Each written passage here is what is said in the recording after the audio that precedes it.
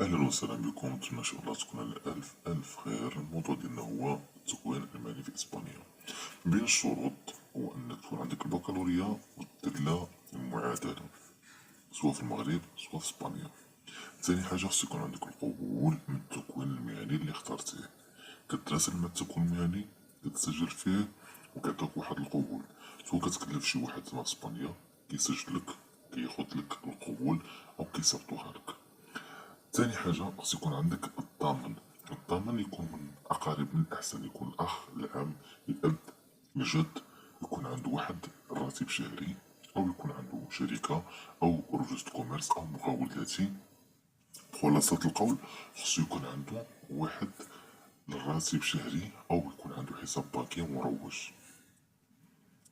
وثالث شرط خصو يكون عندك واحد 8 مليون، سوا تكون بلوكيا في الحساب ديالك الشخصي، او كيتعاهد لك الضامن باش يبلوكي لك واحد مبلغ 8 مليون في الحساب ديالك. في كلتا الحالتين يجوز.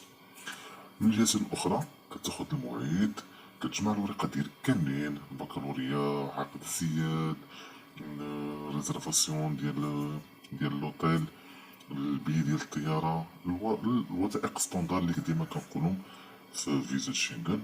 هو الفرق انك تدفع دابا ملي كتجمع الورقة ديال انك طالب في القنصلية. ونتمنى لكم الخير، واي سؤال مرحبا. ولا